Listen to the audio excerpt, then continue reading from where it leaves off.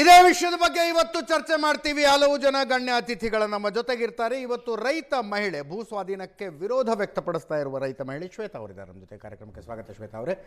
ಶೇಖರ್ ಭೂ ಸ್ವಾಧೀನದ ಪರವಾಗಿರುವಂಥ ರೈತ ಮುಖಂಡರು ನಮ್ಮ ಜೊತೆಗೆ ನೇರ ಸಂಪರ್ಕದಲ್ಲಿ ಜಾಯ್ನ್ ಆಗಿದ್ದಾರೆ. ಶೇಖರ್ ಅವರು ಒಂದು ಸ್ವಲ್ಪ ಬೆಳಕಿರೋಲ್ಲಿ ಬಂದರೆ ಚೆನ್ನಾಗಿ ಕಾಣಿಸ್ತೀರಿ. ನಿಮ್ಮ ಲೈಟಿನ ಕಾರಿನ ಲೈಟ್ ಆನ್ ಮಾಡ್ಕೊಳ್ಳಿ ದಯವಿಟ್ಟು.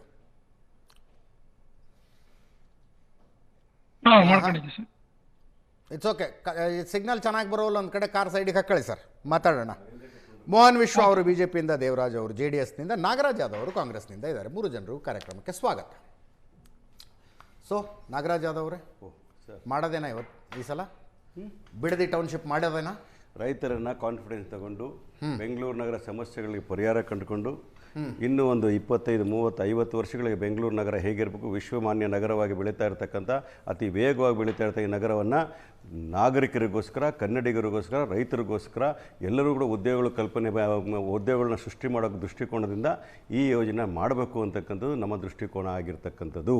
ಆದರೆ ಯಾವುದೇ ಎಷ್ಟು ಬೆಳೆಸ್ತೀರಿ ಸರ್ ಬೆಂಗಳೂರನ್ನ? ಇನ್ನು ಎಷ್ಟು ಬೆಳೆಸ್ತೀರಿ ಬೆಂಗಳೂರು? ಇನ್ನೂ ಬೆಳೀತದೆ Bengaluru. Nobody can stop it. Nobody can stop it. ಇದನ್ನ ನಾಚಿಕೆಯಿಂದ ಹೇಳಬೇಕಾದ ಮಾತು ಹೆಮ್ಮೆಯಿಂದ ಹೇಳ್ತಾ ಇದ್ದೀನಿ. ಒಂದು ನಿಮಿಷ ಹೇಳ್ತಾ ಇದ್ದೀನಿ. ಅಲ್ಲ, ಒಂದು ನಿಮಿಷ ದಯವಿಟ್ಟು ಇವತ್ತು ಮಾತ್ರ ಹೇಳ್ತೀನಿ. ಬಹಳ ಗಂಭೀರ ಡಿಬೇಟು. ನಾ ಮಾತಾಡಿದ್ಮೇಲೆ ನೀವು ಮಾಡಿ ನೋಟ್ ಮಾಡ್ಕೊಂಡು ಕೇಳಿ. ಸೆಂಟ್ರಲ್ ಸೆಟಲ್ ನಮ್ಮ ಫ್ಲೋನ ಕಟ್ ಮಾಡಬೇಡಿ ಅಂದ್ರೆ ಹೇಳ್ತೀನಿ ಕೇಳಿ. ಬೆಂಗಳೂರು ನಗರದಲ್ಲಿ ಒಂದು ಸ್ಯಾಟಲೈಟ್ ಟೌನ್ಶಿಪ್ ಮಾತ್ರ ಅಲ್ಲ, ಸುತ್ತಮುತ್ತಲು 4-5 ಕುಮಾರಸ್ವಾಮಿ ರಾವ್ ಆಲೋಚನೆ ಮಾಡಿದ್ರ ಆ ಯೋಜನೆಗಳು ಬೇಕು ಅಂತಕ್ಕಂತ ಹೇಳ್ತೀವಿ. ಅವ್ರ ವಿರೋಧ ಪಕ್ಷದಲ್ಲಿ ಮಾತ್ರಕ್ಕೆ ಅವ್ರ ಆಲೋಚನೆಗಳು ತಪ್ಪು ಅಂತ ಹೇಳ್ತಕ್ಕಂಥದ್ದಲ್ಲ. ಬೆಂಗಳೂರು ನಗರವನ್ನು ಖಂಡಿತವಾಗ್ಲೂ ಕೂಡ ಇವತ್ತು 1.4 ಕೋಟಿ ಜನ ಇರ್ತಕ್ಕಂಥದ್ದು, ಇನ್ನು 20 ವರ್ಷದಲ್ಲಿ 2 ಕೋಟಿ ದಾಟ್ತದೆ. ಇವತ್ತು ಅರ್ಥ ಮಾಡ್ಕೋಬೇಕಾದ್ರೆ ಇಡೀ ಬೆಂಗಳೂರು ಅಂತಕ್ಕಂಥದ್ದು ಇಡೀ ವಿಶ್ವಮಾನ್ಯದ ಗೌರವ ಪಡ್ಕೊಂಡಿರ್ತಕ್ಕಂಥದ್ದು, ಉದ್ಯೋಗಗಳನ್ನ ಸೃಷ್ಟಿ ಮಾಡ್ತಾ ಇರ್ತಕ್ಕಂಥದ್ದು, ಹಣಕಾಸು ವಿಚಾರದಲ್ಲಿ ಆರ್ಥಿಕ ಸಬಲೀಕರಣ ರಾಜ್ಯದಲ್ಲಿ ಬೆಳ್ಕೊಂಡಿದ್ರೆ it's only because of the Nagaraj ಅವರೇ, ಇಷ್ಟು ವರ್ಷ ಕರ್ನಾಟಕವನ್ನ ಆಳಿದವರ ಅಧ್ವಾನ ಇದು. ಅಕ್ಕಪಕ್ಕದ ರಾಜ್ಯಗಳು, ಬೇರೆ ಬೇರೆ ರಾಜ್ಯಗಳಲ್ಲಿ ಹುಡುಗಿಯರು ಡಿಗ್ರಿ ಮುಗಿಸಿದ್ರೆ ಅಥವಾ ಯಾವುದೋ ಪ್ರೊಫೆಷನಲ್ ಕೋರ್ಸ್ ಮಾಡಿದ್ರೆ ಆ ರಾಜ್ಯದ ರಾಜಧಾನಿಗೆ ಹೋಗಿ ದುಡಿಬೇಕು ಅನ್ನುವ ಅನಿವಾರ್ಯತೆ ಇಲ್ಲ. ತಮಿಳ್ನಾಡಿನಲ್ಲಿ ಡಿಗ್ರಿ ಮುಗಿಸ್ತವ್ರು ಚೆನ್ನೈಗೆ ಹೋಗ್ತಾರನ್ರಿ? ಗುಜರಾತ್ನಲ್ಲಿ ಡಿಗ್ರಿ ಮುಗಿಸ್ತವ್ರು ಅಹಮದಾಬಾದ್ಗೆ ಹೋಗ್ತಾರಾ? ಕೇರಳದಲ್ಲಿ ಕೊಚ್ಚಿನ್ನು, ತ್ರಿವೇಂದ್ರಂ ಅನ್ನುವಂಥ 3-4 ನಗರಗಳನ್ನ ಬೆಳೆಸಲಾಗಿದೆ. ನಿಮಗೆ ಹೇಳ್ತೀನಿ. ಒಂದ್ ನಿಮಿಷ ಫ್ಯಾಂಟಾಸ್ಟಿಕ್. ಒಂದೇ ಉದ್ಯೋಗ ಸೃಷ್ಟಿಗಳು ಮಾಡ್ತಾ ಇಲ್ಲ. ಹುಬ್ಳಿಯಲ್ಲೂ ಕೂಡ IITಗಳನ್ನ ಕಟ್ಟೋದು ಯಾಕೆ ಕಾರಣಕ್ಕೋಸ್ಕರ? ಅಲ್ಲೂ ಕೂಡ ಉದ್ಯೋಗಗಳು ಸೃಷ್ಟಿ ಆಗ್ಬೇಕಂತ ನಾನು ಇವತ್ತು ಹೇಳ್ತಾ ಇದ್ದೀನಿ ಕಳೆ. ಮಂಗಳೂರಿನ ಇವತ್ತು ಅಭಿವೃದ್ಧಿ ಪಡಿಸ್ತಾ ಇರೋದು ಏನಕ್ಕೋಸ್ಕರ? ಅಲ್ಲೂ ಕೂಡ ಉದ್ಯೋಗ ಸೃಷ್ಟಿ ಅಂತ ಹೇಳಿ. ಏನಾಗಿದೆ? Definitely it's growing, not that it not growing. Definitely it's growing. ಜನಸಂಖ್ಯೆ 2 ಕೋಟಿ ಆಗುತ್ತೆ. ಯಾಕೆ ಹೇಳ್ತಾ ಇದೀನಿ ಅಂತಂದ್ರೆ, ಎಲ್ಲಿಂದ ಬರ್ತಾರೆ ಜನ? ಎಲ್ಲಿಂದ ಬರ್ತಾರೆ ಅಂತ ವಿಚಾರಗಳು ಹೇಳ್ಬೇಕು ಅಂತಂದ್ರೆ, ಬೆಂಗಳೂರು ನಗರ ಅಂತಕ್ಕಂಥ ವಿಶ್ವಮಾನ್ಯ ನಗರವಾಗಿ ಬೆಳೀತಾ ಇರ್ತಕ್ಕಂಥದ್ರೆ ಇಂಡಿಯಾದಲ್ಲಿ ಎಲ್ಲರೂ ಬರ್ತಕ್ಕಂಥ ಈ ನಗರ ಇದು. ಕೇವಲ ಕನ್ನಡಿಗರಿಗೋ ಇನ್ನೊಬ್ಬರಿಗೂ ಇರ್ತಕ್ಕಂಥ ನಗರ ಆಗಿರಲಿಲ್ಲ ಇದು. It is become open to the entire global city today. ಇವತ್ತೊಂದು AI ನಗರವನ್ನು ಮಾಡಬೇಕು ಅಂದ್ರೆ, ಆರ್ಟಿಫಿಷಿಯಲ್ ಇಂಟೆಲಿಜೆನ್ಸ್ ಒಂದು ಸಿಟಿನ ಭಾರತದಲ್ಲಿ ಮೊಟ್ಟ ಮೊದಲಿಗೆ ಮಾಡ್ತಾ ಇರಬೇಕು ಅನ್ನೋದಾದ್ರೆ ನೀವೇ. ಆಮೇಲೆ ಬೆಂಗಳೂರಿನ ಪ್ರೀತಿ ಮಾಡೋರು ಯಾರು ಕೂಡ ಈ ರೀತಿಯ ಮಾತು ದಯವಿಟ್ಟು ಪ್ಯಾನೆಲ್ ನಲ್ಲಿ ಯಾರು ರಾಜಕಾರಣ ಮಾತಾಡಬೇಡಿ, ಬೇಡಿ. ರಾಜಕಾರಣ ಮಾತಾಡಿ. ಈ ವಿಚಾರ ರಾಜಕೀಯ ದೂರ ಇಟ್ಟರೆ ನಾನು ಸ್ವಾಗತ ಮಾಡ್ತೀನಿ. ಯಾಕಂದ್ರೆ ರಾಜಕೀಯ ರಹಿತವಾಗಿ ಮಾಡ್ತಾ ಇರ್ತಕ್ಕಂಥ ಯೋಜನೆ, ಇದಕ್ಕೆ ಎಲ್ಲರೂ ಸಮ್ಮತವನ್ನು ಕೇಳ್ತಾರೆ. ಎಲ್ಲ ಈ ಯೋಜನೆಗೆ ಸಮರ್ಥನೆಯಾಗಿ ತಮಗಿರುವಂತಹ ಒಂದೇ ಒಂದು ವಾದ ಕುಮಾರಸ್ವಾಮಿ ಅವರ ಕಾಲದಲ್ಲಿ ಶುರುವಾಗಿತ್ತು ಅಂತ. ರಾಜಕೀಯ ಹೊರಗೆ ಹಿಡಿಯೋದು ನೀವು ಮಾತಾಡ್ತೀರಿ. ನಾನು ಹೇಳಿಲ್ಲ. ಅವತ್ತು 2006 ಮಾಡಿದ್ರು. ತದನಂತರ 18ರಲ್ಲಿ ಅಧಿಕಾರಕ್ಕೆ ಬಂದ್ರು. ಸೆಂಟ್ರಲ್ಲಿ ಯಡಿಯೂರಪ್ಪ ಅವರಿದ್ರು, ಜಗದೀಶ್ ಶೆಟ್ಟರ್ ಇದ್ರು. ಇವರೆಲ್ಲರೂ ಕೂಡ ರೆಡ್ ಝೋನ್ ತೆಗೆತ್ತ ಹಾಕಿ ಅದನ್ನ ನೋಟಿಫಿಕೇಶನ್ ವಿಡ್ರಾ ಮಾಡಿದ್ದೆ. ಆದ್ರೆ ಈ ಸಮಸ್ಯೆಗಳಿಗೆ ಕಾರಣನೇ ಬರ್ತಾ ಇರಲಿಲ್ಲ.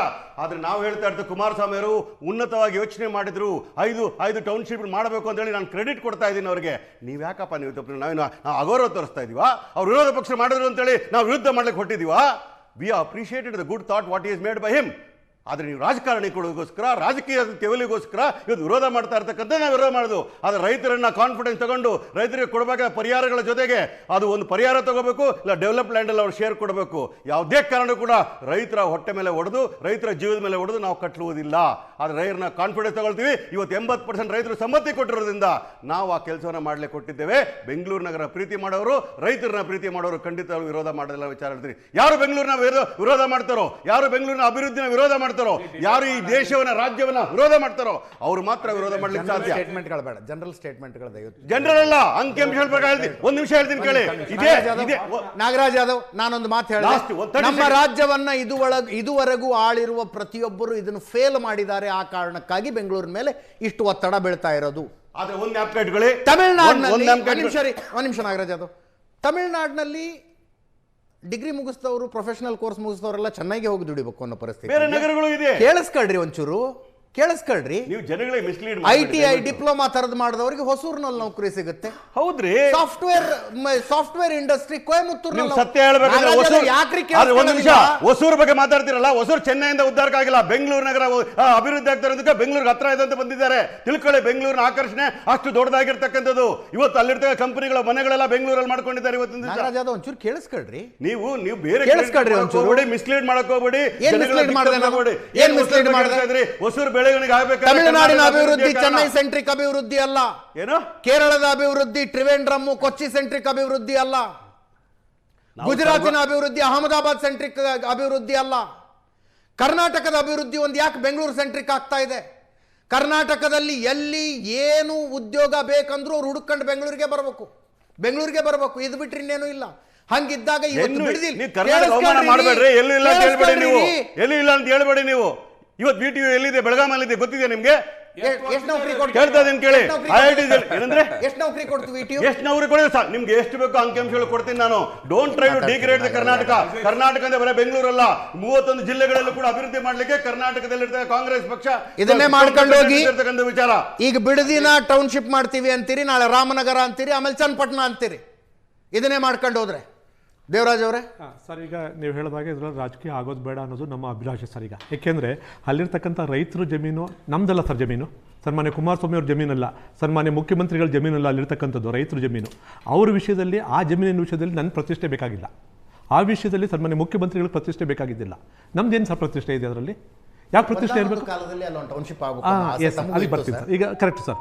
18/10/2006 5 ಟೌನ್ಶಿಪ್ಗಳನ್ನು ಬೆಂಗಳೂರು ಸುತ್ತಮುತ್ತ ಮಾಡಬೇಕು, ಬೆಂಗಳೂರು ಮೇಲೆ ಇರತಕ್ಕಂಥ ಒತ್ತಡವನ್ನು ಕಡಿಮೆ ಮಾಡಬೇಕು ಅನ್ನೋ ಹಿನ್ನೆಲೆಯಲ್ಲಿ ಪ್ರಪೋಸಲ್ಸ್ ಆಗುತ್ತೆ. ಅದಕ್ಕೆ ಅಧಿಸೂಚನೆಯೂ ಸಹ ಆಗುತ್ತೆ.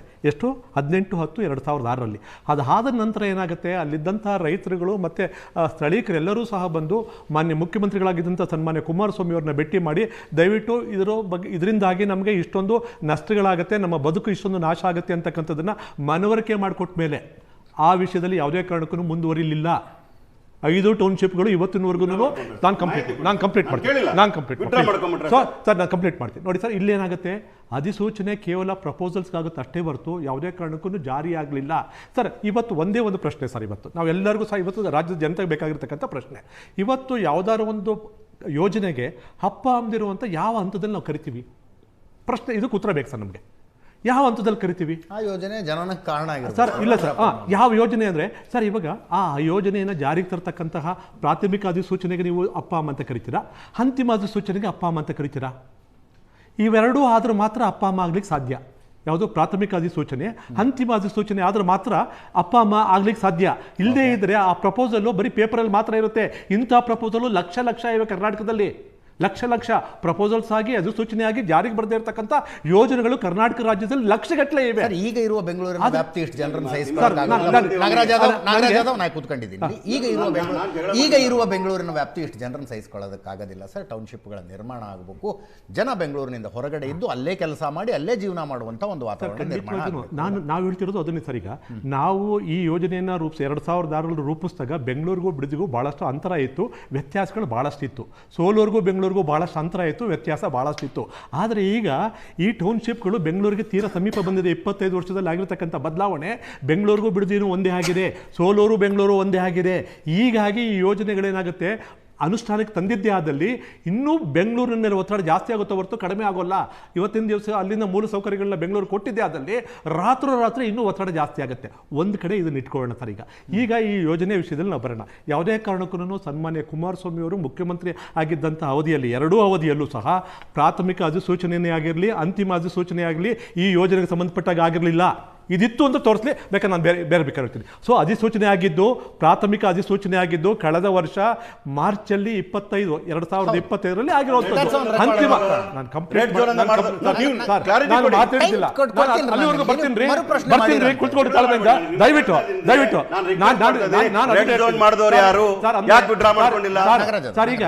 ಸರ್. ಈಗ CDP ಆಗತ್ತೆ, ಅವತ್ತು CDP ಅಪ್ರೂವಲ್ ಆಗುತ್ತೆ. CDP ಅಪ್ರೂವಲ್ನಲ್ಲಿ ಯಾವ್ಯಾವ ಝೋನ್ ಅಂತ ನಿಗದಿ ಮಾಡ್ತಾರೆ. ಮಾಡಿದಂಥ ಸಂದರ್ಭದಲ್ಲಿ ಅಪ್ರೂವಲ್ ಆಗಿದೆ, ತೆಗೀರಿ. ಇವತ್ತು ಪ್ರಾಜೆಕ್ಟ್ ಬಿಟ್ಬಿಡಿ, ಕೈ ಬಿಟ್ಬಿಡಿ, ನಾವು ಕೈ ಬಿಟ್ಟಂಗೆ ನೀವು ಕೈ ಬಿಟ್ಬಿಡಿ, ಮುಗಿದೋಯ್ತಲ್ಲ ಅಲ್ಲಿಗೆ. That ends the matter. Sir ಇದಿಷ್ಟು ಇಲ್ಲಿರ್ತಕ್ಕಂಥ ಸತ್ಯ. ಇದಕ್ಕೆ ಅಪ್ಪ ಅಮ್ಮ ಯಾವ ಶುರುವಾಗಿದ್ದು 2025 ಮಾರ್ಚಲ್ಲಿ. ಅದಕ್ಕಿಂತ ಮೊದಲು ಯಾರು ಅಪ್ಪ ಅಮ್ಮ ಅಲ್ಲ ಈ ಯೋಜನೆಗೆ. ಅಪ್ಪ ಅಮ್ಮ ಅಂತ ಅಧಿಕೃತವಾಗಿ ಬಂದಿದ್ದು ಮಾರ್ಚ್ 25ರಲ್ಲಿ, ಮತ್ತೆ ಈಗ ಮೊನ್ನೆ ತಾನೇ 15-20 ದಿವಸದಿಂದ ಬಂದಿರತಕ್ಕಂಥದ್ದು. ಇದು ಆಗಿರ್ತಕ್ಕಂಥ ಸತ್ಯ. ಇದು ಈಗೇನಾಗಿದೆ ಸರ್, ಇವಾಗ ನಮ್ಮ ಫಲವತ್ತಾದ ಭೂಮಿ ಅಲ್ಲಿ ಲೇಔಟ್ ಮಾಡಿದ್ರೆ ಹೆಂಗೆ? ಸರ್ ಜಯನಗರನು ಒಂದು ಕಾಲದಲ್ಲಿ ಫಲವತ್ತತೆನೇ ಇತ್ತು. ಸರ್ ಇಲ್ಲಿ ಬರ್ತೀವಿ ಸರ್. ನಾವು ಕೈ ಬಿಟ್ಟಂತ ಕಾರಣವೂ ಇದನ್ನೇ. ಅವತ್ತು ಬಂದಂಥ ಜನ ನಮಗೆ ಮನವರಿಕೆ ಮಾಡಿಕೊಟ್ರು. ಅಲ್ಲಿ ಎಷ್ಟಾಗಿದೆ ಸರ್, ಸರಿ ಸುಮಾರು 8ರಿಂದ 10 ಲಕ್ಷ ಮರಗಳಿವೆ, ವಿವಿಧ ರೀತಿಯ ಮರಗಳು. ಅದರಲ್ಲಿ ತೆಂಗಿನ ಮರಗಳು 6 ಲಕ್ಷಕ್ಕೂ ಜಾಸ್ತಿ ಮರಗಳಿವೆ ನಾವು ನೋಡಿದಂಥದ್ದು. ಸರ್ ಹೇಗಿದೆ ಅಂದರೆ ಮಲೆನಾಡನ್ನು ಮೀರಿಸೋ ಮಟ್ಟಿಗೆ ಹಸಿರು 51 ದಿವಸ ಅಲ್ಲಿ ಡೆವಲಪ್ ಆಗಿಬಿಟ್ಟಿದೆ. ಅಷ್ಟರ ಮಟ್ಟಿಗೆ ನಮಗೆ ಡೆವಲಪ್ ಆಗೋಗ್ಬಿಟ್ಟಿದೆ. ಅಷ್ಟರ ಮಟ್ಟಿಗೆ ಡೆವಲಪ್ ಆಗಿರ್ತಕ್ಕಂಥ ಸರ್ ಅಲ್ಲಿ ಏನಾಗಿದೆ ನೋಡಿ ಸರ್, ಅಲ್ಲಿರ್ತಕ್ಕಂಥ 10,500 ಕುಟುಂಬಗಳಿವೆ ಸರ್. ಅಲ್ಲಿ 10,500 ಕುಟುಂಬಗಳು ಯಾವ ರೀತಿ ಬದುಕನ್ನು ನಡೆಸ್ತಾವ್ರೆ ಅಂತಂದರೆ, ಒಂದು ವ್ಯವಸಾಯವನ್ನು ಮಾಡ್ತಿದ್ದಾರೆ, ಎರಡನೇದಾಗಿ ಹೈನುಗಾರಿಕೆ ಮಾಡ್ತಿದ್ದಾರೆ. ಹೈನುಗಾರಿಕೆ ಒಂದು ತಿಂಗಳಿಗೆ 6ರಿಂದ 7 ಲಕ್ಷ ಲೀಟರ್ ಹಾಲನ್ನು ಕೊಡ್ತಾ ಇದ್ದಾರೆ. ಮೂರನೇದಾಗಿ ಗುಡಿ ಕೈಗಾರಿಕೆಗಳು ಅಭಿವೃದ್ಧಿಯಾಗಿವೆ. ಇವತ್ತು ಅಡಿಕೆ ಬೆಳೆದಿರಲ್ಲ ಸರ್, ಅದರಲ್ಲಿ ಬರ್ತಕ್ಕಂಥ ಅಡಿಕೆ ಪಟ್ಟಿಗಳಿಂದ ಪ್ಲೇಟ್ಗಳನ್ನು ತಯಾರು ಮಾಡ್ತಾವ್ರೆ. ರೇಷ್ಮೆ ಡೆವಲಪ್ ಆಗಿದೆ ಇವತ್ತಿನ ದಿವಸ ಅಲ್ಲಿ. ಈ ರೀತಿಯಾಗಿ ನಾನಾ ರೀತಿಯಾಗಿ ತಂದೆಯಾದ ಬದುಕನ್ನು ಹಲವಾರು ದಶಕಗಳ ಕಾಲ, 30-40 ವರ್ಷಕ್ಕೂ ಹೆಚ್ಚಿನ ಕಾಲ ಅಲ್ಲಿ ತಪಸ್ಸು ಮಾಡಿ ಇವತ್ತು ಅಲ್ಲಿ ಸೃಷ್ಟಿ ಮಾಡಿರ್ತಕ್ಕಂಥದ್ದು ಸಂಪತ್ತನ್ನು ಸೃಷ್ಟಿ ಮಾಡವ್ರೆ. ಕೇವಲ ಬೆಳೆ ಮಾತ್ರ ಬೆಳೆದಿಲ್ಲ ಸರ್, ಅಲ್ಲಿ ತಮ್ಮ ಸಂಪತ್ತನ್ನು ಸೃಷ್ಟಿ 2.5 ಕೋಟಿ ಪರಿಹಾರ ಕಡಿಮೆ ಆಗುತ್ತೆ, ಜಾಸ್ತಿ ಕೊಡಿ ಅಂತ ಏನಾದ್ರು ವಾದ? ಇಲ್ಲ ಸರ್, ಖಂಡಿತವಾಗಿಯೂ ಇಲ್ಲ. ನಮ್ಮ ಇರ್ತಕ್ಕಂಥದ್ದೇನೋ ಸರ್ ಒಂದೇ ಒಂದು ಸರ್. ಈಗ ನಾಗರಾಜ್ ಅದು ಸರ್, ಒಂದು 2006 ಆದಮೇಲೆ ಏನಾಗುತ್ತೆ ಸರ್, ನನಗೆ ಜುಲೈ 30-31 ಮತ್ತೆ ಆಗಸ್ಟ್ 1ನೇ ತಾರೀಕು ಸೆಷನ್ನಲ್ಲಿ ಈ ವಿಷಯ ಬರುತ್ತೆ ಸರ್, ಪ್ರಸ್ತಾಪ ಆಗ್ಬಿಡುತ್ತೆ ಸರ್. ಬಹುದೊಡ್ಡ ಸುದೀರ್ಘವಾದ ಚರ್ಚೆ ನಡೆಯುತ್ತೆ. ಅದು ಏನೋ ಜುಲೈ 30-31 ದಿವಸ ಸನ್ಮಾನ್ಯ ಸಿದ್ದರಾಮಣ್ಣವರು, ಸನ್ಮಾನ್ಯ ಖರ್ಗೆಜಿಯವರು, ಸನ್ಮಾನ್ಯ DK ಶಿವಕುಮಾರ್ ಅವರು 3 ಜನ ಇದ್ರ ಬಗ್ಗೆ ಬಹಳಷ್ಟು ದೊಡ್ಡ ಡಿಬೇಟನ್ನು ಮಾಡ್ತಾರೆ. ಸರಿ ಸುಮಾರು 150 ಪುಟಗಳಲ್ಲಿ ಈ ಒಂದು ಭಾಷಣಗಳು ಮತ್ತು ಮಾತುಗಳು, ಇವರು ಕೊಟ್ಟಂಥ ಹೇಳಿಕೆಗಳು ದಾಖಲೆಯಾಗಿವೆ. ಸರಿ ಸುಮಾರು 150 ಪುಟಗಳಲ್ಲಿ ದಾಖಲೆಯಾಗಿವೆ. 3 ದಿವಸ ಮಾಡಿ ಈ ಯೋಜನೆಯನ್ನು ಏನು ನಖಶಿಖವಾಗಿ ಅಂದ್ರೇನು ಉಗ್ರಿಂದ ಹಿಡಿದು ಜುಟ್ಟುವರೆಗೂ ಈ ಯೋಜನೆಯನ್ನು ಖಂಡಿತವಾಗಿ ಖಂಡಿಸ್ಬಿಟ್ಟು ಒಂದು ಸತ್ಯಶೋಧನಾ ಸಮಿತಿಯನ್ನು ಸನ್ಮಾನ್ಯ HK ಪಾಟೀಲ್ ನೇತೃತ್ವದಲ್ಲಿ ಮಾಡ್ತಾರೆ. ಸನ್ಮಾನ್ಯ HK ಪಾಟೀಲ್ ಬಿಡದಿ ಜಮೀನಿಗೆ ಆಗಿರಲಿಲ್ಲ ಅನ್ನೋದೊಂದು ಮಾಹಿತಿ ಇಲ್ಲ ಸರ್. ಅದೇ ಸರ್ ಹೇಳ್ತೀನಿ ಸರ್, ಅವರ ವರದಿ ಇದೆ ನಮ್ಮ ಹತ್ರ ಇದೆ ಸರ್. ಅಲ್ಲಿಗೆ ಎಲ್ಲೆಲ್ಲಿಗೆ ಹೋಗ್ತಾರೆ ಅಂತಕ್ಕಂಥದ್ದು ನಮ್ಮ ಹತ್ರ ಇದೆ. ಈಗ ನೀವು ನಖಶಿಖವಾಗಿ ಸರ್, ಈಗ on the floor of the house ಅಲ್ಲಿ ಇರ್ತಕ್ಕಂಥದ್ದು ದಾಖಲೆ ಇದೆ. 150 ಪುಟಗಳಲ್ಲಿ ಇವ್ರ ಹೇಳಿಕೆಗಳೆಲ್ಲ ದಾಖಲೆ ಆಗಿದೆ. ಸೊ ಎಷ್ಟರ ಮಟ್ಟಿಗೆ ದಾಖಲೆ ಆಗಿದೆ, it is our party credibility. ಅಂತ ಹೇಳಿ ಸನ್ಮಾನ್ಯ DK ಶಿವಕುಮಾರ್ ಅವರು on the floor of the house ಹೇಳ್ತಾರೆ, ಇದನ್ನು ಕೈ ಬಿಡಬೇಕು ಅಂತಾರೆ. ಇಷ್ಟೊಂದು ಒತ್ತಾಯ ಮಾಡಿದಂಥವ್ರು ಯಾವಾಗ 2006ರಲ್ಲಿ 7ರಲ್ಲಿ ಒತ್ತಾಯ ಮಾಡಿದಂಥವ್ರು 2026ರಲ್ಲಿ ಮಾಡಬೇಕು ಅಂತಕ್ಕಂಥ ಅನಿವಾರ್ಯತೆ ನಿಮ್ಗೆ ಏನು ಬಂದಿದೆ? ಅದು 5ರಲ್ಲಿ ಈ ಒತ್ತಡ ಯಾಕೆ ಜಾಸ್ತಿ ಆಯ್ತು ಅನ್ನೋ ಪ್ರಶ್ನೆಗೆ ಮೊದಲು ಉತ್ತರ ಬೇಕ್ರಿ. ನಾನು ಹುಬ್ಬಳ್ಳಿಯಿಂದ ಬರ್ತೀನಿ. ಬೆಂಗಳೂರಿಗೆ ಯಾಕೆ ಬಂದು ದುಡಿಬೇಕು ಅನ್ನೋ ಪ್ರಶ್ನೆಗೆ ನನಗೆ ಉತ್ತರ ಬೇಕಾಗಿದೆ. ಬೆಂಗಳೂರಿಗೆ ಯಾಕೆ ಬಂದು ದುಡಿಬೇಕು? ನೀವು ಫಸ್ಟ್ ಒಂದು ಮಾತು ಮೋಹನ್ ವಿಶ್ವ ಅವರೇ, ದೇಶದ ಬೇರೆ ಬೇರೆ ಭಾಗಗಳಲ್ಲಿ ಇಂಥ ಪ್ರಾಜೆಕ್ಟ್ಗಳು ನಡೀತಾ ಇದ್ದಾವೆ. ಬೇರೆ ಬೇರೆ ಭಾಗಗಳಲ್ಲಿ ಇಂಥ ಪ್ರಾಜೆಕ್ಟ್ಗಳ ವಿರುದ್ಧ ಹೋರಾಟ ಮಾಡುವವರನ್ನ ನೀವು ಅಭಿವೃದ್ಧಿ ವಿರೋಧಿಗಳು ಅಂತ ಹೇಳ್ತೀರಿ. ಇಲ್ಲಿ ಹೋರಾಟ ನಿಮ್ದೇ ಇರುತ್ತೆ. ಹೆಂಗಿದು ಲೆಕ್ಕಾಚಾರ? ಅಲ್ಲ ಅಜಿತ್, ನಾನೀಗ ಎರಡು ಪ್ರಶ್ನೆಗೆ ಉತ್ತರ ಕೊಡ್ತೀನಿ. ನೀವು ಹೇಳಿದ ಪ್ರಶ್ನೆ ಇನ್ನೊಂದು ಮುಂಚೆನೆ ಫಸ್ಟ್ ಒಂದು ಪಾಯಿಂಟ್ ರೈಸ್ ಮಾಡಿದ್ವಿ. ಅಂಡಮಾನ್ ನಿಕೋಬಾರ್ಗೆ ರಾಹುಲ್ ಗಾಂಧಿ ಹೋಗಿ ಕಾರ್ಡ್ ತೋರಿಸಿದ್ರೆ ಅಭಿವೃದ್ಧಿ ವಿರೋಧಿ ನೋಡ್ರಿ ಇವರು ಅಂತಾರೆ. ನೀವು ಹೋಗಿ ಇಲ್ಲಿ ತೆಂಗಿನ ಮರ ತೋರಿಸಿದ್ರೆ ನೀವು ರೈತರ ಪರ. ಖಂಡಿತ ಎರಡಕ್ಕೂ ಉತ್ತರ ಕೊಡ್ತೀನಿ. ಅದಕ್ಕಿಂತ ಮುಂಚೆ ಅಜಿತ್, ಬೆಂಗಳೂರು ಇವತ್ತು ಪ್ರಾಕ್ಟಿಕಲ್ ಪರಿಸ್ಥಿತಿ ಮಾತಾಡೋಣ. ಅಜಿತ್ ನೋಡಿ, ಬೆಂಗಳೂರಿನ population versus job seekers versus ಏನು ಹೇಳ್ತಾರೆ ಅದಕ್ಕೆ, ಅವ್ರಿಗೆ ಜಾಗದ ಬಗ್ಗೆ ನಾವು ಚರ್ಚೆ ನಡೀತಾ ಇದೆ. ಕರೆಕ್ಟ್ ಅಲ್ವಾ? ಬೆಳೀತಾ ಇದೆ, ಅದಕ್ಕೆ ಟೌನ್ಶಿಪ್ ಮಾಡಬೇಕು ಅಂತ. ಎಕ್ಸಿಸ್ಟಿಂಗ್ ಲೇಔಟ್ ಕೆಂಪೇಗೌಡ ಲೇಔಟ್ ಅಲ್ಲಿ 29,000 ಸೈಟ್ಸ್ ಇರೋದು. BSK 6 ಸ್ಟೇಜ್ ಅಲ್ಲಿ 25,000 ಸೈಟ್ಸ್ ಅಲಾಟ್ ಆಗಿರೋದು. ಅಂಜನಾಪುರನಲ್ಲಿ 5,000 ಸೈಟ್ ಅಲಾಟ್ ಆಗಿರೋದು. ಒಟ್ಟು 54,000 ಸೈಟ್ಗಳು ಈ 3 BDA ಬಿಗ್ಗೆಸ್ಟ್ ಬ್ಲಾಕ್ಸ್ ಅಲ್ಲಿ ಇದಾವೆ ಬೆಂಗಳೂರಿನಲ್ಲಿ. ಆ 54,000 ಉಳ್ಕೊಂಡಿದ್ದಾವೆ. ಉಳ್ಕೊಂಡಿರೋದಲ್ಲ, ಒಂದು ನಿಮಿಷ ಸರ್, ಮಾರಾಟ ಆಗಿದ್ದಾವೆ ದಯವಿಟ್ಟು. ಟೋಟಲ್ 54,000 ಅಲಾಟ್ ಆಗಿರೋದು. ಇದರಲ್ಲಿ ಒಂದ್ ಅಂದಾಜಿನ ಪ್ರಕಾರ 10% ಗಿಂತ ಜಾಸ್ತಿ ಕನ್ಸ್ಟ್ರಕ್ಷನ್ ಆಗಿಲ್ಲ. ಆಲ್ಮೋಸ್ಟ್ 90% ಬಾಕಿ ಉಳ್ಕೊಂಡಿದೆ. I will tell you the reason. ನೀವು ಕಳಿಸಿ ನಿಮ್ ಕ್ಯಾಮ್ರಾಮನ್ ಗೊತ್ತಾಗುತ್ತೆ. ಕೆಂಪೇಗೌಡ ಲೇಔಟ್ ನಲ್ಲಿ ಬಹಳಷ್ಟು ಜನಕ್ಕೆ ಯಾವ ರೀತಿ ಕಾಡಾದಂಗೆ ಆಗಿದೆ ಅಂದ್ರೆ ತಮಗೆ ಅಲಾಟ್ ಆಗಿರೋ ಜಾಗ ಯಾವುದು ಅಂತ ಗೊತ್ತಾಗಲ್ಲ ಅಜಿತ್. ಅಂಜನಾಪುರದಲ್ಲಿ ಕುಡಿಯೋದಕ್ಕೆ ನೀರಿಲ್ಲ, ರಾತ್ರಿ ಓಡಾಡೋದಕ್ಕೆ ಸೆಕ್ಯೂರಿಟಿ ಇಲ್ಲ. BSK 6 ಕಳಿಸಿದ್ರೆ ನಿಮ್ಗಲ್ಲಿ ಡಂಪಿಂಗ್ ಯಾರ್ಡ್ ಮಾಡಿಟ್ಟಿದ್ದಾರೆ. ಜನ ಅಲ್ಲಿ ಮನೆ ಕಟ್ಕೊಳಕ್ ಆಗಲ್ಲ, ವಾಸನೆ ಬರುತ್ತೆ ನಿಮ್ಗಲ್ಲಿ. ಅಲ್ಲೊಂದು ಕಸದ ಪ್ರೊಸೆಸಿಂಗ್ ಯೂನಿಟ್ ಇದೆ.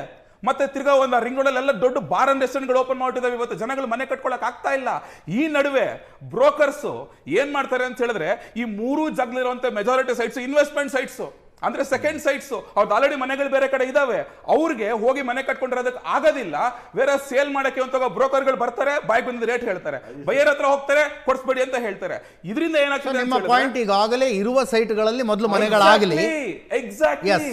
ನೀವು ಆ ಸಮಸ್ಯೆನ ಬರೀ ಒಂದ್ ನಿಮಿಷ ಇರಿ ಸರ್, ದಯವಿಟ್ಟು. ನಾನು ರಾಜಕೀಯ ಮಾತಾಡ್ತಿದ್ದೆ ನಾಗರಾಜ್, ಅದು ಪ್ರಾಕ್ಟಿಕಲ್ ಆಗಿ ಮಾತಾಡ್ತಿದ್ದೀನಿ. ಇರೋ ಇಶ್ಯೂ ಜನಕ್ಕೆ ಅರ್ಥ ಆಗಿದೆ. ಇದು ಬ್ರೋಕರ್ಗಳು ಹೋಗ್ತಾರೆ, ಸೇಲ್ ಮಾಡಕ್ ಬಿಡಲ್ಲ, ಬೈ ಮಾಡೋದಕ್ಕೆ ಬಿಡಲ್ಲ. ಇಲ್ಲಿರುವಂತ ಪ್ರೆಷರ್ ಜನಗಳು ಪಾಪ ಮಿಡಲ್ ಕ್ಲಾಸ್ ಮನೆ ಇದ್ದವ್ರಿಗೆ ಸೈಟ್ ಕೊಡಲ್ವಲ್ಲ? ಯಾವ್ದು ಬಿಡಿಯದವರು? ನೀವು ಅಲ್ಲಿ ಚೆಕ್ ಮಾಡಿ ನೋಡಿ, ಇದೆ ಹಳೆದೆಲ್ಲಾನು, ಓಲ್ಡ್ ರೂಲ್ಸ್ ಎಲ್ಲಾನು ಬಹಳಷ್ಟು ಜನ ಇದೆ. ಸೆಕೆಂಡ್ ಇನ್ವೆಸ್ಟ್ಮೆಂಟ್ ಹೊಸ ಲೇಔಟ್ ನಲ್ಲಿ ಎಷ್ಟು ಜನದಿದೆ ಆಗಿದ್ರೆ ಮೋರ್ ದನ್ ಒನ್ ಸೈಟ್ಸ್. ಮನೆ ಹೆಂಡತಿ ಹೆಸರಲ್ಲ, ಮಕ್ಕಳ ಹೆಸರಲ್ಲ, ಇನ್ನೊಬ್ಬರ ಹೆಸರಲ್ಲ ತೆಗೆದುಕೊಂಡಿದ್ದಾರೆ. ಕೇಳಿಸ್ಕೊಳ್ಳಿ ಸರ್ ನೀವು. ಮತ್ತೆ ಕನ್ಸ್ಟ್ರಕ್ಷನ್ ಯಾಕೆ ಆಗ್ತಾ ಇಲ್ಲ? ಆ ಪ್ರಶ್ನೆ ಹೌದು. ಆದ್ರೆ ನೀವು ಆ ಜಾಗದಲ್ಲಿ ಓಡಾಡಿ ನೋಡಿ ಎಷ್ಟು ಮನೆಗಳಾಗಿದ್ದಾವೆ. ಅವ್ರು ಹೇಳ್ತಾರ 10% ಸೈಟ್ಗಳಲ್ಲೂ ಮನೆಗಳಾಗಿದ್ರಿ. Very good question. ಈಗ ನಾನು ಮಾತಾಡ್ತಿರೋದು ಅಲ್ಲಿ ಮನೆಗಳು ವಾಸಗಳನ್ನು ವಾಸ ಮಾಡ್ತಾರೆ, ಮನೆಗಳ ಕಡೆ ಕಲ್ಲನ ಮಾಡ್ತಾ ಇರೋದು. Simple example. We are making a corridor. Simple example. We are making it a software corridor. We are making AICT. ಅಲ್ಲೇ ಉದ್ಯೋಗ ಮಾಡಿ ಅಲ್ಲೇ ಇರಬೇಕು ಅಂತ ಮಾಡ್ತಾ ಇರೋದು. ಇಲ್ಲಿ ಕೆಂಪೇಗೌಡ ನಗರದ ಕೆಂಪೇಗೌಡ ಲೆವೆಲ್ ಕೊಟ್ಟಿರ್ತಕ್ಕಂಥ ವಾಸದ ಮನೆಗಳು ಬೆಂಗಳೂರವರಿಗೆ. ನಾವು ನೋಡಿ ನಮ್ಮ ಟೌನ್ಶಿಪ್ ನ ವಿಚಾರದಲ್ಲಿ ಅರ್ಥನೇ ಮಾಡ್ಕೊಳ್ಳದೆ ಅವರು ಮಾತಾಡೋದು ವಸತಿಗಳ ಬಗ್ಗೆ ಮಾತಾಡ್ತಾರೆ. ಅವ್ರ ಫ್ಲೋ ಕಟ್ ಆಗ್ಲಿಲ್ವಾ? ಈಗ 2012 ಅಲ್ಲಿ ಕಟ್ ಆಗ್ಲಿಲ್ವಾ? ಅಂಜನಾಪುರದಲ್ಲಿ 2012 ಅಲ್ಲಿ ಅಲಾಟ್ಮೆಂಟ್ ಸ್ಟಾರ್ಟ್ ಆಗಿದ್ದು. 2026 14 ವರ್ಷ ಆಯ್ತು. ಇದರಿಂದ ಏನಾಗ್ತದೆ ಗೊತ್ತಾ ಅಜಯ್? ನಾವು ವಸತಿ ಯೋಜನೆ ಬಗ್ಗೆ ಮಾತಾಡ್ತಿಲ್ಲ, ಟೌನ್ಶಿಪ್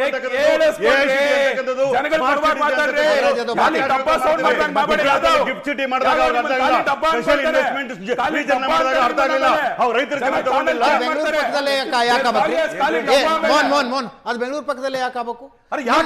ನಿಮ್ಮೂರು ಬೆಳಗಾವಿ ಪಕ್ಕದಲ್ಲಿ, ನಾನ್ನೂರು ಹುಬ್ಳಿ ಪಕ್ಕದಲ್ಲಿ, ನಾನ್ನೂರು ಹುಬ್ಳಿ ಪಕ್ಕದಲ್ಲಿ ಬನ್ನಿ, ನಿಮ್ಮೂರು ಬೆಳಗಾವಿ ಪಕ್ಕದಲ್ಲಿ ಮಾಡಿಸಿ. ನಾನಿಲ್ಲ ಅಂತ ನಾನು ಹೇಳ್ತಾ ಇದ್ದೀನಿ ಕೇಳಿ. ಯಾಕೆ ಕಾರಣಕ್ಕೋಸ್ಕರ ಮಾಡ್ತಾ ಇದ್ದೀನಿ ಅಂದ್ರೆ Bengaluru silicon valley, Bengaluru silicon ನೋಡ್ರಿ, ಬೆಂಗಳೂರು ಸಿಲಿಕಾನ್ ವ್ಯಾಲಿ ಆಗಿರೋದ್ರಿಂದ, ಬೆಂಗಳೂರು ಹತ್ರ ಇರೋದ್ರಿಂದ ಇಲ್ಲಿನ ಕಂಪನಿಗಳ ಇನ್ವೆಸ್ಟ್ಮೆಂಟ್ ಎಕ್ಸ್ಪ್ಯಾಂಡ್ ಮಾಡೋದಕ್ಕೋಸ್ಕರ ಬೆಂಗಳೂರಿನ ಮಾಡ್ತಾ ಇರ್ತಕ್ಕಂಥದ್ದು. ನಾವು ಮುಂದಿನ ಸೆಷನ್ ನಲ್ಲಿ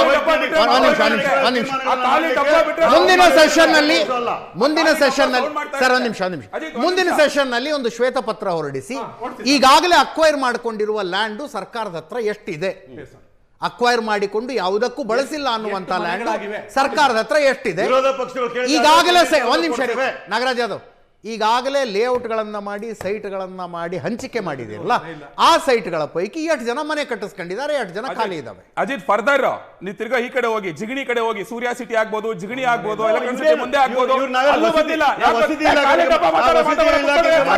ಮಾತಾಡಕ್ ಬಿಡ್ಬೇಕು.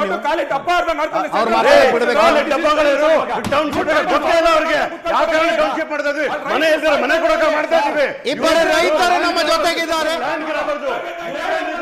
ಸಾಕಿನ್ ಇದು ಸಾಕಿನ್. Enough is enough, enough is enough. ಆರ್ಥಿಕ ಅಭಿವೃದ್ಧಿ ಮಾಡಲಿಕ್ಕೆ Nagaraj Yadav, enough is enough. Nagaraj Yadav,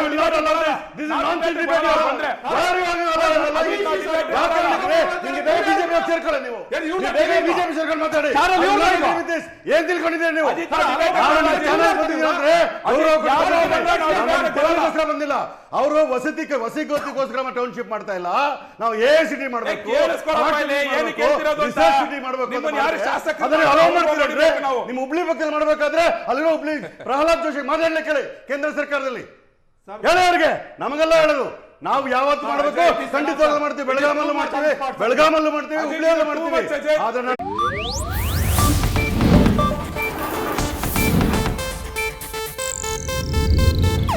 ಇದು ಏಷ್ಯಾನೆಟ್ ನ್ಯೂಸ್ ನೆಟ್ವರ್ಕ್ ಪ್ರಸ್ತುತಿ.